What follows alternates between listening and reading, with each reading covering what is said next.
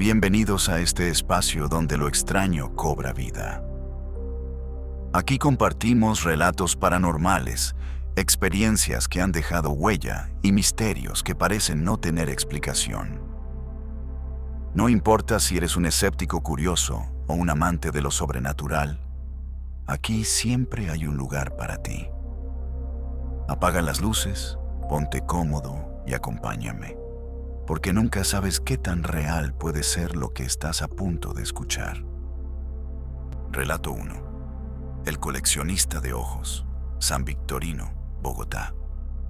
Siempre me fascinaron los objetos con historia, por lo que cada fin de semana mi ritual era perderme en los puestos del mercado de las pulgas de San Alejo y el caos de San Victorino buscando piezas únicas, hasta que un sábado por la tarde, en el puesto de un anciano casi ciego, encontré una caja de madera de cirujano del siglo XIX que estaba en perfecto estado, con instrumentos de latón y mangos de marfil.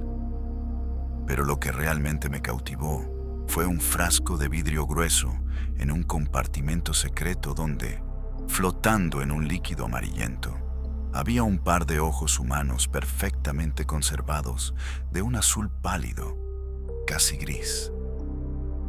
El vendedor, al notar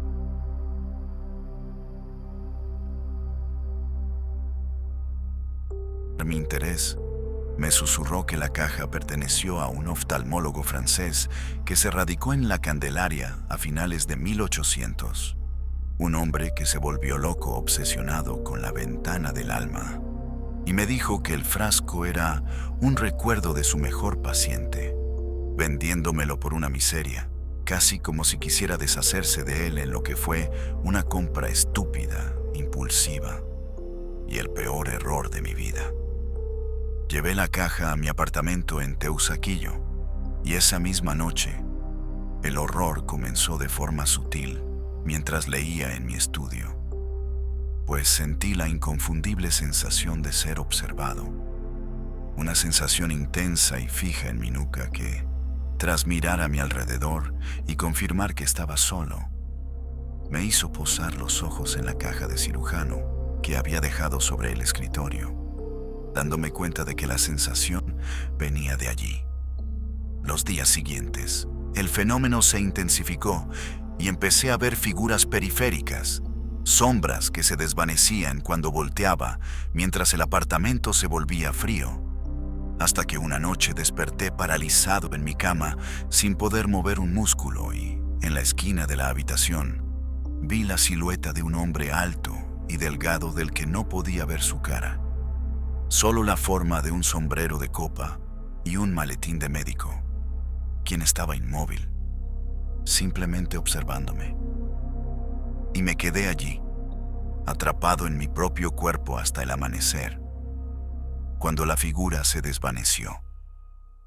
La verdadera pesadilla llegó una semana después, cuando desperté con un dolor agudo en mi ojo izquierdo y al mirarme en el espejo, grité, pues la mitad de mi ojo, el iris, se había vuelto de un azul pálido y lechoso, el mismo color de los ojos en el frasco, y durante el día mi visión de ese ojo se volvió borrosa, como si estuviera viendo el mundo a través de un velo. Esa noche, volví a despertar paralizado con la figura del médico allí de nuevo, pero esta vez al pie de mi cama, y lentamente levantó una mano y señaló la caja en mi estudio mientras escuché su voz en mi cabeza. Una voz calmada con un ligero acento francés. Une belle paire, presque parfaite, il me faut juste l'autre. Un hermoso par, casi perfecto. Solo me falta el otro. Entendí su intención, pues no quería hacerme daño, sino que quería mi otro ojo para completar su colección. Así que al día siguiente, con el terror dándome fuerzas, tomé la caja de cirujano, conduje hasta el salto del Tequendama y la arrojé al abismo. Y mientras caía, juraría que escuché un grito de furia. El dolor en mi ojo desapareció, pero el color nunca volvió a la normalidad. por lo que aún hoy tengo un ojo café y otro de un azul pálido y muerto. Un recuerdo constante del coleccionista que sigue buscando el par perfecto. Relato 2. La ruta fantasma, Transmilenio, Bogotá. La gente cree que lo peor de manejar un Transmilenio es el tráfico, los colados o las peleas, pero lo peor es el último turno, el que sale del portal de Usme a las 11:40 de la noche y recorre la Caracas hasta la estación de Héroes, porque a esa hora la ciudad es otra, un esqueleto de concreto y luces amarillas. Esto me pasó un martes cuando el bus iba casi vacío y, en la estación de la calle 40 Sur, se subió una mujer joven vestida con un uniforme de enfermera de los de antes, blanco impecable y con una cofia en la cabeza, lo cual me pareció raro, pero en Bogotá uno ve de todo.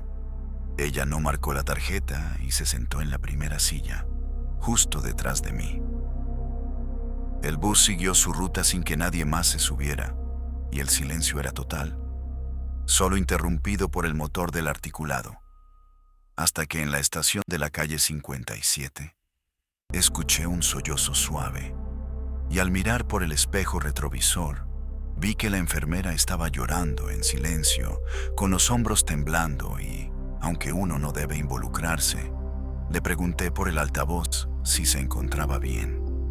Ella levantó la cabeza y me miró a través del espejo con un rostro pálido, casi azulado, y sus ojos hundidos en cuencas oscuras, diciendo con una voz que sonaba lejana, como si viniera de una radio mal sintonizada: Se me hizo tarde.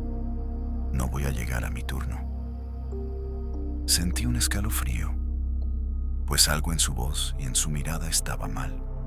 Así que seguí conduciendo con el corazón acelerado hasta que, unas estaciones más adelante, en la calle 72, volví a mirar por el espejo y ya no estaba llorando, sino que me estaba sonriendo. Pero era la sonrisa más horrible que he visto en mi vida, con labios morados y agrietados. Una sonrisa que no llegaba a sus ojos, que seguían vacíos y tristes. No se preocupe, dijo su voz lejana. Ya casi llego. Mi hospital está cerca, y aunque yo sabía que el único hospital grande por esa zona era el San Ignacio, quedaba lejos de la estación. Así que al llegar a Héroes, el final de la ruta, frené y abrí las puertas, girándome para decirle que era la última parada. El asiento estaba vacío y no había forma de que se hubiera bajado, pues las puertas solo se abrieron en esa parada. Así que revisé todo el bus pensando que era una broma, pero no había nadie.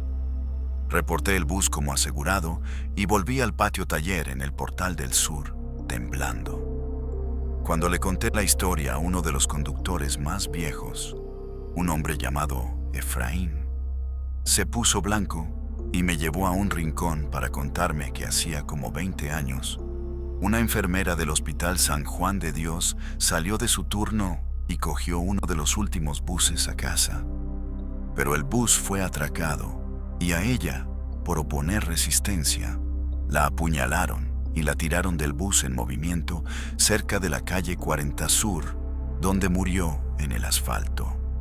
Efraín me dijo que desde entonces la enfermera se sube a los últimos buses de la Caracas, tratando de terminar un viaje que nunca pudo completar, y que verla era un mal presagio.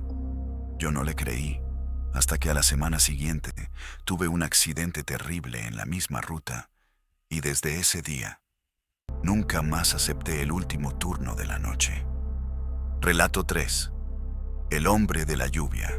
Cárcel La Modelo, Bogotá. En La Modelo, el miedo tiene un olor a humedad, sudor y desesperación. Y yo, que trabajé 10 años como guardia, aprendí que hay cosas peores que los presos. Pues en el cuarto piso del patio 4 había una celda que siempre estaba vacía, la 412, donde ningún preso duraba más de una noche, ya que el que entraba salía a la mañana siguiente gritando, con la mirada perdida, o no salía vivo. La leyenda decía que en los años 80, un hombre inocente, un profesor universitario, fue encarcelado en esa celda y se volvió loco por la injusticia hasta que una noche de tormenta se ahorcó con su propia camisa y desde entonces la celda le pertenece. A mí me tocó presenciarlo una vez cuando teníamos un preso nuevo, un tipo arrogante y violento que, como castigo, el capitán ordenó que lo metieran en la 412, pero él se rió de nosotros diciendo: "A mí no me asustan con cuentos de brujas". Así que lo encerramos a las 8 de la noche. A eso de la medianoche, empezó a llover. Una de esas tormentas bogotanas que parecen el fin del mundo. Y entonces comenzaron los gritos de pánico, de un terror animal, pues el preso aullaba y golpeaba la puerta de metal con una fuerza demencial gritando: "¡Sáquenme de aquí! Por favor, sáquenme, no estoy solo". Subimos corriendo por el pasillo helado, y a medida que nos acercábamos a la 412, un olor a tierra mojada y ozono se hizo insoportable, lo cual era imposible en un pasillo cerrado, mientras desde adentro el preso gritaba: Me está tocando, está empapado, está helado". Cuando abrimos la puerta, el espectáculo fue dantesco, con el preso acurrucado en la esquina más alejada, temblando, con los ojos desorbitados y completamente empapado, como si hubiera estado bajo la tormenta, con su ropa chorreando agua sucia y el suelo a su alrededor encharcado, mientras el resto de la celda estaba completamente seca. Lo sacamos de allí y el tipo no volvió a hablar coherentemente. Solo balbuceaba sobre el hombre de la lluvia. Un hombre que lloraba lágrimas heladas y que se quejaba de que le habían robado el cielo, por lo que tuvimos que trasladarlo al ala psiquiátrica. Antes de cerrar la celda, alumbré con mi linterna hacia adentro y en la pared del fondo, escritas con agua sucia, había unas palabras que se estaban evaporando lentamente. Todos son culpables. Relato 4. La voz bajo la tierra. Armero, Tolima.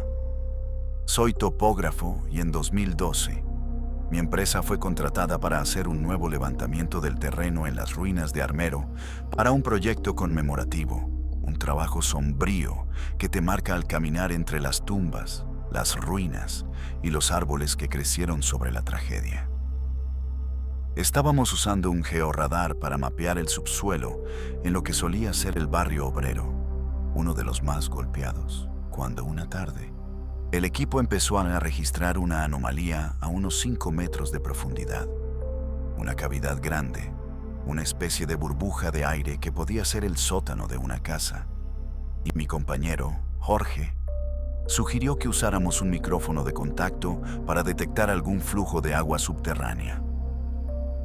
Colocamos el sensor en el suelo. Nos pusimos los audífonos y subimos la ganancia al máximo, escuchando al principio solo el ruido blanco de la tierra. Pero luego, muy débilmente, empezamos a captar algo más que no era agua, era una voz. Era la voz de una niña pequeña, cantando una canción de cuna, una melodía infantil, dulce y terriblemente triste, que subía desde las profundidades de la tierra, y nos quitamos los audífonos, pensando que estábamos locos o que era una interferencia de radio, pero no había antenas cerca.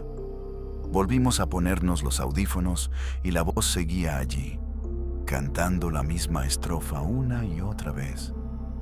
Hasta que la canción se detuvo, hubo un silencio, y la misma voz de niña, ahora sin cantar, dijo con una claridad que nos heló la sangre: ¿Hay alguien ahí? Tengo miedo. No puedo ver nada. Jorge arrancó los audífonos de su cabeza y vomitó, mientras yo me quedé paralizado, con las lágrimas corriendo por mi cara, escuchando el eco de una plegaria de casi 30 años atrapado en la tierra. la voz de una de las miles de almas que quedaron sepultadas ese día. Recogimos todo y nos fuimos, reportando la cavidad como terreno inestable y recomendando no volver a investigar en esa zona, sin contarle a nadie lo que oímos. Porque, ¿cómo explicas que has escuchado la voz de una niña que murió décadas antes de que tú nacieras? Armero no es solo un cementerio, es una grabación, una cicatriz en la tierra que sigue repitiendo el dolor de su último día. Relato 5. El dueño del río, Amazonas, Colombia. La comunidad indígena con la que vivía, los Huitoto, me advirtieron desde el primer día que el río tiene un dueño y no le gusta que lo miren a los ojos, pero yo, como científico, lo atribuí a sus creencias animistas, pues para ellos, el delfín rosado o bufeo colorado era un ser mágico, un cambiaformas, el espíritu del río. Una tarde, estaba en mi canoa tomando muestras de agua lejos del campamento cuando vi el cardumen de bufeos más grande que había visto jamás, con docenas de ellos saltando y jugando. Así que saqué mi cámara para fotografiarlos. En el centro del grupo había uno diferente, enorme, mucho más grande que los demás. Y su color no era rosado, sino de un rojo intenso, casi como el de la sangre, moviéndose con una inteligencia que no era animal mientras los otros jugaban. Y él se quedó quieto, observándome, hasta que emergió lentamente del agua y me miró directamente a los ojos. No puedo explicar lo que sentí. Fue como si mi mente se conectara a algo vasto, antiguo y profundamente indiferente a mi existencia, y en un instante vi imágenes en mi cabeza. La selva nacer y morir, civilizaciones surgir y ser devoradas, la crueldad de los caucheros y la sangre de miles derramada en ese mismo río, sintiendo una soledad cósmica, un terror existencial de ser una simple mota de polvo ante una conciencia de eones de antigüedad. Y entonces el ser me habló, no con palabras, sino con un sentimiento, una orden clara y fría. Vete.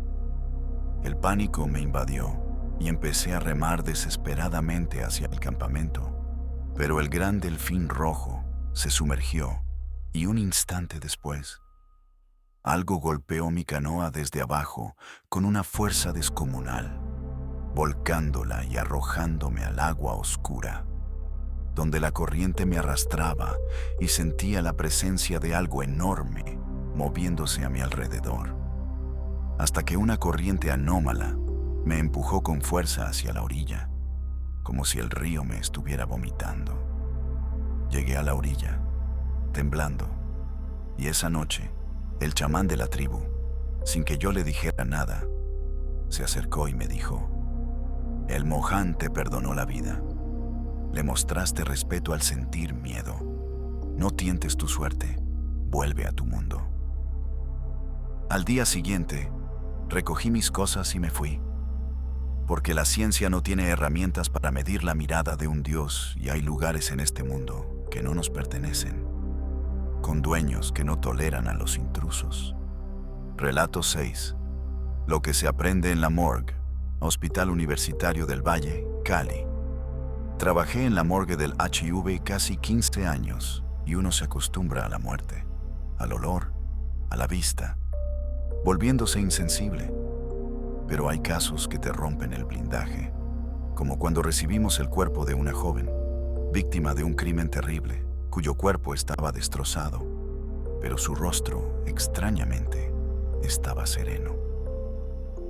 Mientras preparaba el cuerpo para la autopsia en la plancha de acero, noté que llevaba un pequeño collar con un dije de colibrí, la única pieza de belleza en medio de tanto horror, y no podía dejar de pensar en quién era ella y en el terror que debió sentir.